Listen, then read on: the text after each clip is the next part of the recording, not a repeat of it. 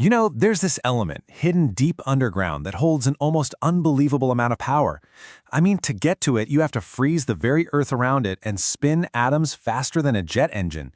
This is the incredible journey of uranium, and today we're going to follow it from just a simple rock all the way to a source of nearly limitless energy. So, you might be asking, why go through all this trouble? Well, get this. The energy packed into a single uranium fuel pellet, which is only about the size of a gummy bear, is the same as nearly 3 tons of oil. That is just an astonishing concentration of power. So that's the big question, right? How in the world do we transform a simple rock into one of the most powerful energy sources we've ever discovered? Well, the whole journey begins with the element itself. Okay, so it all starts with this one element, uranium. It's this naturally occurring silvery gray heavy metal. But here's the thing, not all uranium is created equal. It actually comes in 2 main forms, or isotopes. And believe me, that difference is absolutely critical.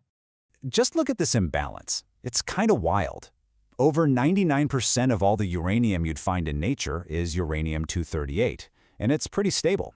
The real prize, though, is uranium-235, and it makes up less than 1%. So why is it so important? Well, it's because its fissile, which is just a fancy way of saying its atom, can be split apart to release a ton of energy. So the entire goal of this whole complicated process is to boost that tiny concentration of the rare, special U-235. All right, so our journey begins deep underground. We're talking about mines located about 450 meters below the surface, where the pressure is intense and, get this, the ground is completely saturated with water. So just getting to the uranium ore safely is a massive engineering challenge. Miners use this really ingenious method called the freeze wall technique. What they do is drill hundreds of holes, install these steel pipes, and then pump a super chilled solution through them. This literally freezes the groundwater solid, creating this massive ice barrier that stabilizes the ground and stops it from flooding.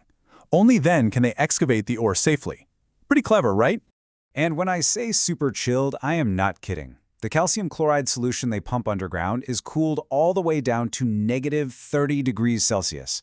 That extreme cold is what makes it possible to form that solid wall of ice and get to the uranium without, everything collapsing.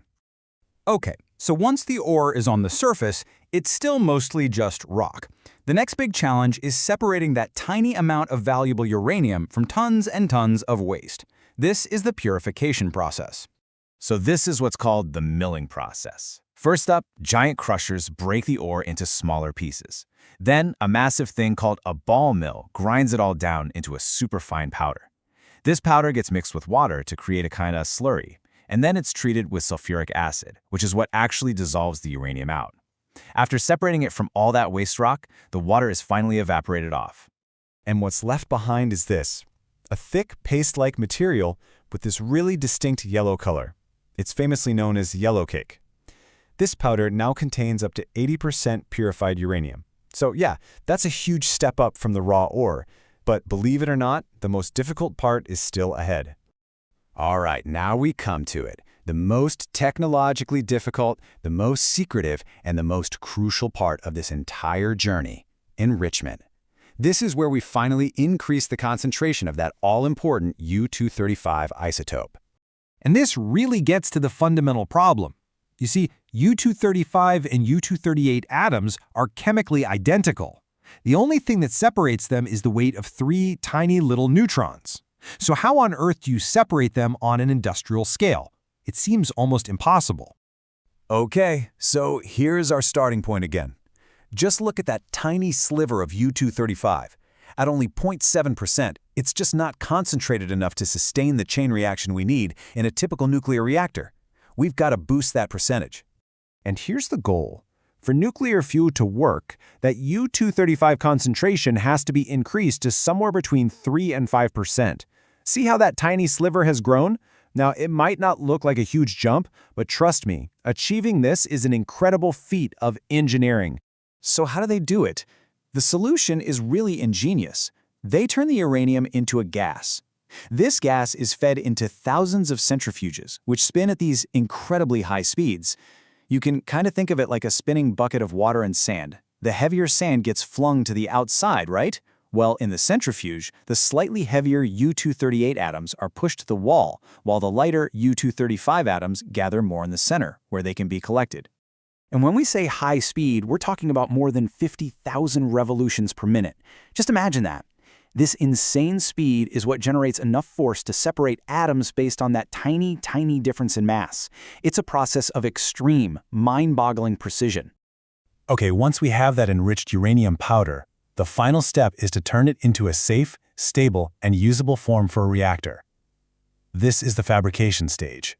So first, the enriched uranium powder is pressed into these small, uniform pellets. Next, they're baked in a super hot furnace in a process called sintering, which turns them into a hard, dense ceramic. These finished pellets are then loaded into long tubes made of zirconium metal to create what we call fuel rods. And finally, all those rods are bundled together into a complete fuel assembly. That sintering furnace I mentioned, it reaches about 1600 degrees Celsius. I mean, that's hotter than lava. This intense heat is what bonds the uranium particles so tightly together, creating a fuel pellet that is incredibly durable and stable. It has to be strong enough to withstand the extreme conditions inside a nuclear reactor. So, after this long and incredibly complex journey, the fuel assembly is finally ready. Its final destination? The core of a nuclear reactor, where all that stored energy is finally going to be unleashed. So here's what happens. Inside the reactor, neutrons are fired at the fuel. They strike the U-235 atoms, causing them to split in a process we call fission. Now, this single split releases a massive amount of heat and, crucially, more neutrons. And what do those neutrons do? They go on to split more atoms, creating this powerful self-sustaining chain reaction. And all that incredible heat, it's simply used to boil water, create steam, spin a turbine, and generate immense amounts of electricity. So from a simple rock, through this incredible process of purification and enrichment, we've created a source of power that can literally light up our world. It's a real testament to human ingenuity. But this journey leaves us with one final and really critical question. After a fuel rod is spent years generating clean energy, what do we do with the intensely radioactive material that's left behind? Material that will remain dangerous for thousands of years to come.